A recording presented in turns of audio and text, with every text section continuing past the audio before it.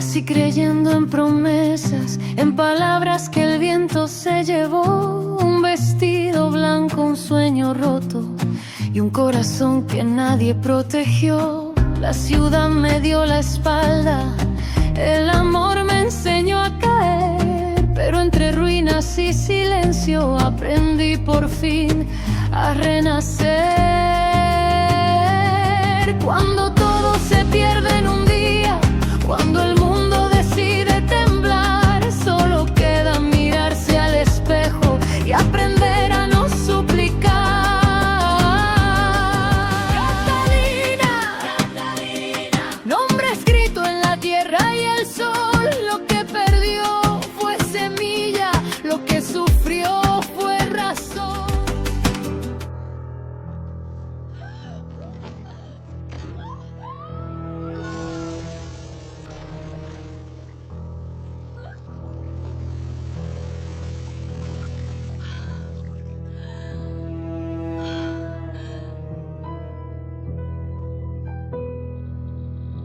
Est-ce que ça va, Giulietta?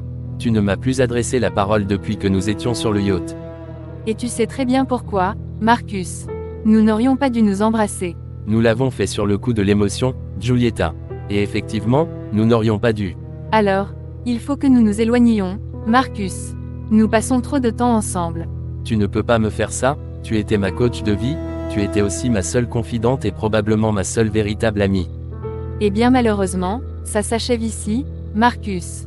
Tu es avec ma cousine et elle ne mérite pas ça. Pour ma part, je rentre au Mexique dès demain. Max, je suis tellement fatiguée. Je croyais que venir à New York allait me procurer du plaisir, mais non, la fatigue vient aussi. Tu sais, aujourd'hui, je préparais le discours que je vais faire à la commission de la femme demain, et je me suis mise à pleurer parce que le souvenir de Bruno qui me violait était trop fort. Désolée si je suis lourde avec cette histoire, je te parle tout le temps de mon viol. Alma, tu n'as pas à te retenir avec moi. Nous sommes ensemble, donc tu peux me parler de tout ce que tu veux. Je ne suis pas avec toi seulement pour t'embrasser, mais je veux être aussi ton meilleur ami. Je sais, Max, tu es l'homme le plus merveilleux que j'ai pu rencontrer de toute ma vie. Et toi, tu es la femme qui est venue chambouler toute ma vie. Et sache que je t'aime plus que tout. Je veux passer le reste de ma vie à tes côtés, Alma. Alma, je sais que c'est précipité, mais Alma, veux-tu m'épouser?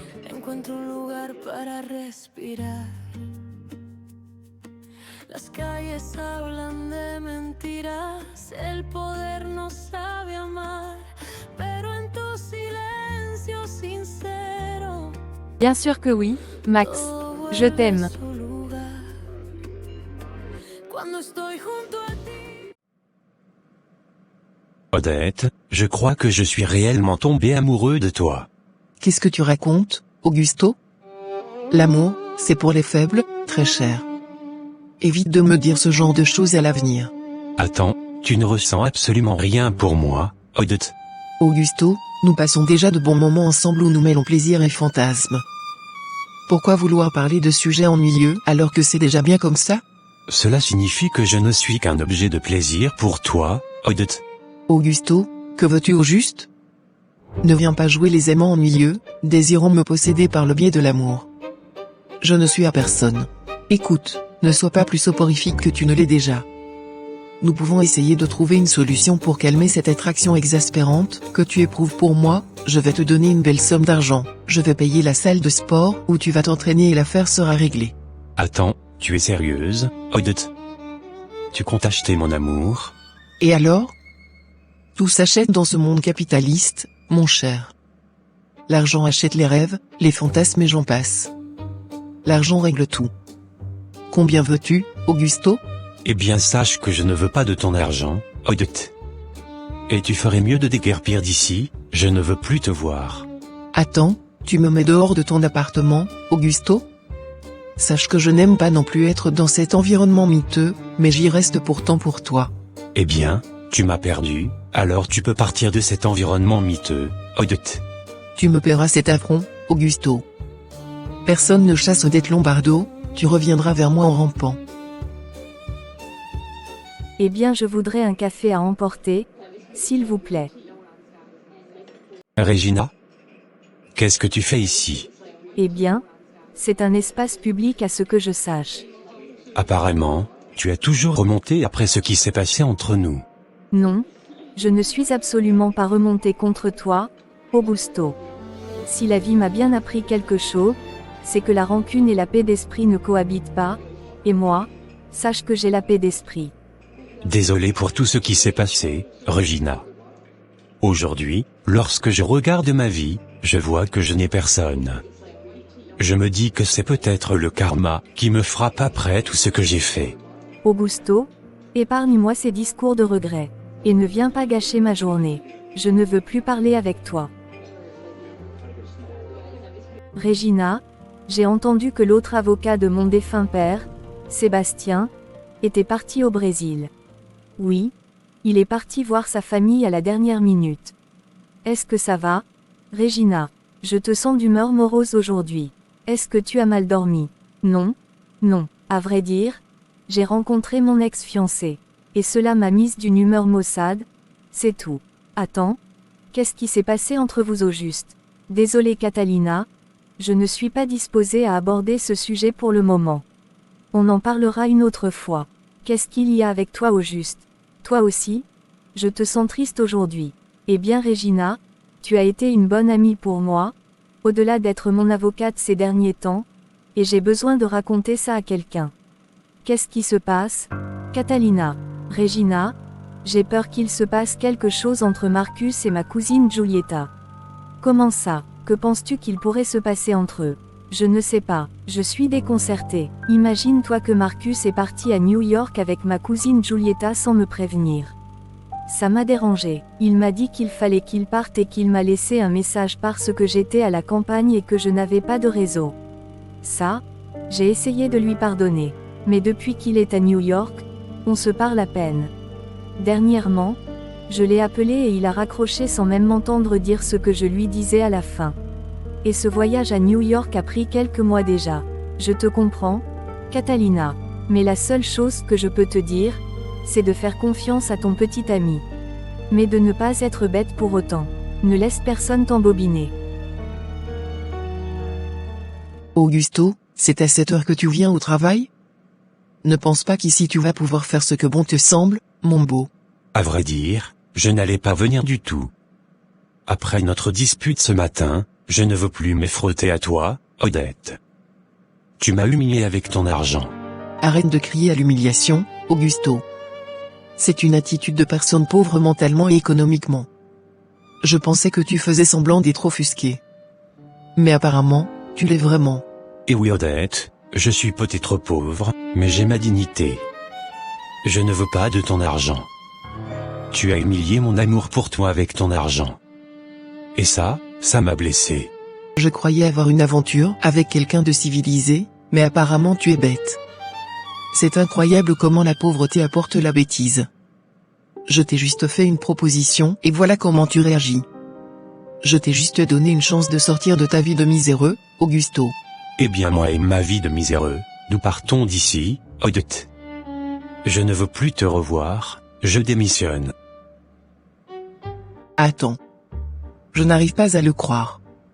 C'est le premier homme qui me refuse. Je dois absolument le reconquérir. Personne ne méprise Odette Lombardo. Maman, où étais-tu? Je te cherchais, j'ai même appelé. J'étais sortie, Catalina. Je me sens seule ces temps-ci, donc j'étais sortie. D'accord maman, bonne nuit. Demain, je vais suivre ma mère. Je veux absolument savoir ce qu'elle fait lorsqu'elle sort toute seule. Peut-être qu'elle a un amant et qu'elle ne peut pas me l'avouer, qui sait.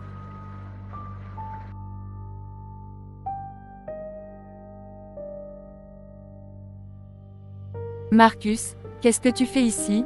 Voyons. Toutes les choses que j'étais venu régler ici sont maintenant classées. Alors, je rentre avec toi au Mexique. Est-ce que ça te dérange? Non, bien sûr que non. La seule chose, c'est que tu ne vas pas t'asseoir à côté de moi, Marcus.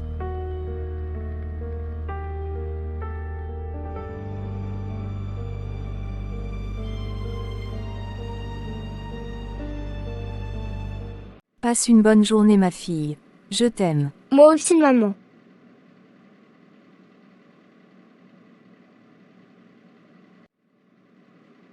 Apparemment tu avais une fille, Regina. Depuis quand? Qu'est-ce que tu fais ici? Est-ce que tu me suivais, Augusto? Bien sûr que non, j'étais venu parler à mon cousin, qui est directeur de cette école pour voir s'il ne pouvait pas me trouver un travail en attendant que je trouve un nouvel emploi.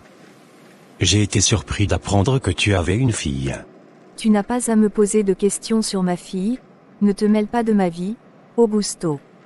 Pourquoi tu es aussi nerveuse dès que je te parle de ta fille? Est-ce que c'est notre fille? Comment oses-tu parler de notre fille, Augusto?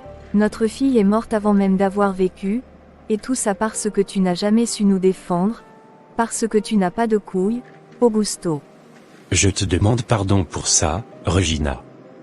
Sache que j'ai eu du mal à l'oublier toutes ces années et maintenant que je te vois, je crois que je suis capable de recommencer à nouveau. Embrasse tes chaussures, Augusto, si ta bouche te gratte. Parce que moi, plus jamais je ne vais pouvoir t'aimer, pauvre lâche.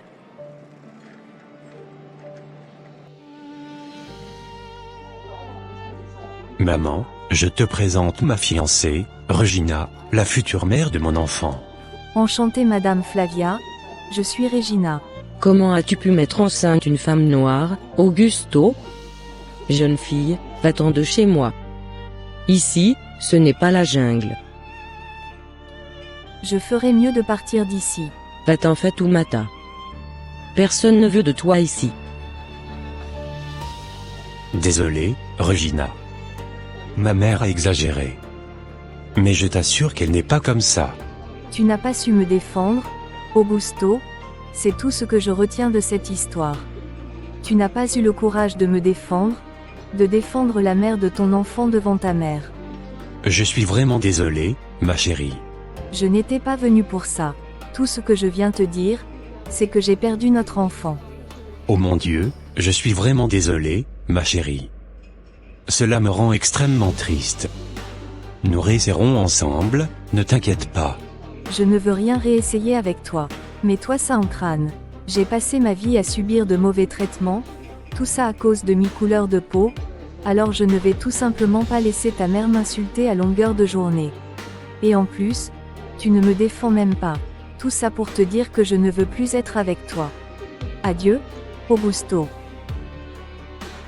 Je ne vais jamais pardonner à Augusto ce qu'il m'a fait. Maintenant que nous sommes rentrés, je pense que nous n'avons plus rien à nous dire, Marcus. Moi aussi, je voulais qu'on reste, mais finalement je trouve que c'est mieux comme ça. Parce que j'aime Catalina depuis quelques années déjà et je ne veux en aucun cas la tromper, encore moins avec sa cousine. Alors, au revoir Marcus. Est-ce que tu es prête à marquer l'histoire, Alma? Oui, je crois bien que si. Je suis juste un peu stressée. Tu n'as pas à te stresser. Tu es merveilleuse d'avoir le courage de te tenir ici aujourd'hui, je t'assure, Alma. Mesdames, messieurs, distingués représentants, membres de l'Organisation des Nations Unies, c'est un immense honneur pour moi de prendre la parole aujourd'hui à New York, dans cet espace dédié à la dignité, aux droits et à la voix des femmes du monde entier. Pendant longtemps, je pensais que ce prénom allait disparaître avec mon silence. Pendant longtemps, j'ai cru que ce qui m'était arrivé devait rester enfermé dans l'obscurité, parce que la honte pèse souvent plus lourd sur les victimes que sur leurs agresseurs. Mais aujourd'hui, je suis ici pas parce que je suis la plus forte. Pas parce que je n'ai plus peur. Mais parce qu'un jour, j'ai compris que le silence protège rarement les victimes, il protège surtout les prédateurs. J'ai été agressée sexuellement par mon patron il y a plusieurs mois de cela. Après cette agression, je ne savais plus comment vivre avec moi-même. Je me demandais sans cesse si j'avais parlé trop gentiment, si j'avais été trop naïve, si j'avais fait quelque chose pour mériter cela.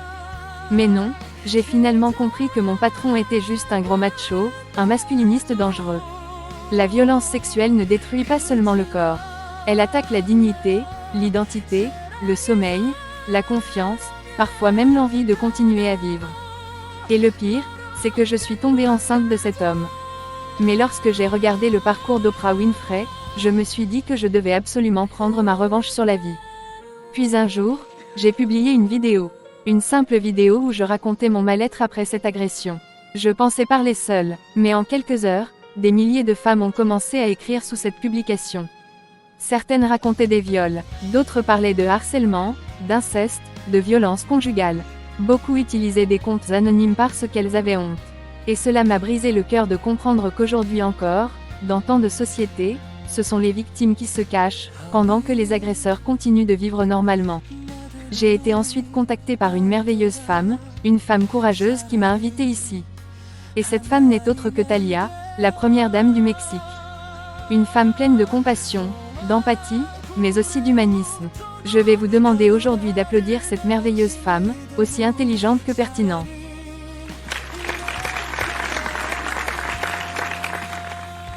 C'est grâce à elle que je suis ici aujourd'hui pour donner une voix à ces femmes qui souffrent partout à travers le monde, les femmes en Afghanistan, les femmes haïtiennes qui sont violées en République dominicaine, et j'en passe parce qu'il faudrait toute une vie pour mettre en lumière toutes ces victimes qui souffrent en silence.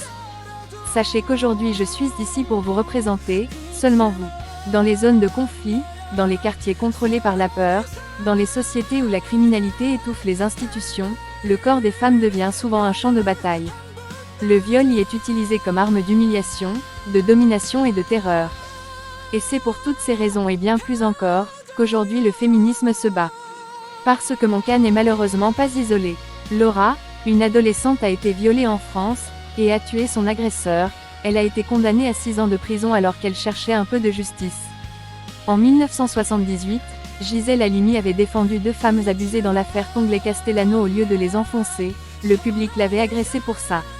Malgré les obstacles, ces efforts ont permis qu'aujourd'hui que le viol soit vu comme un sujet plus sérieux aux yeux de la loi. Alors, au nom de toutes ces luttes menées pour le bien-être de ces femmes à travers le monde, je prends la parole aujourd'hui pour demander à ceux qui peuvent aider à faire cesser la souffrance, d'agir. Le silence, c'est l'inaction des gens de bien. Alors il est temps d'interrompre notre silence, parce que nos souffrances existent, nos souffrances en tant que femmes, en tant que mères comptent aussi. Au nom de toutes ces femmes, je demande à ce que des actions soient entreprises. Parce qu'une action vaut plus que 1000 mots.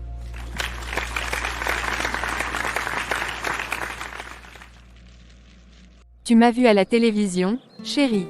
Comment j'ai été? Tu as été parfaite mon amour, c'est pour ça que je t'aime.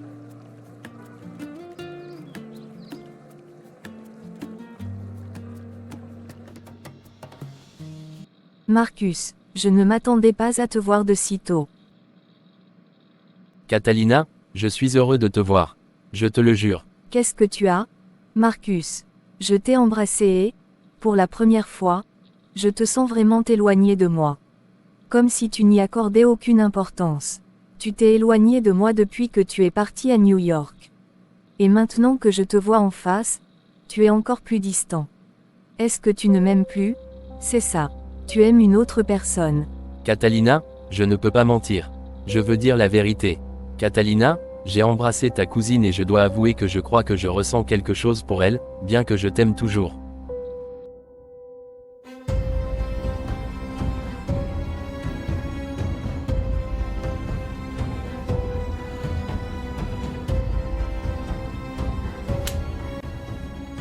Va-t'en d'ici, je ne te laisserai sûrement pas m'humilier en m'abandonnant comme Samuel l'avait fait. Sors d'ici, Marcus, je ne veux plus te voir.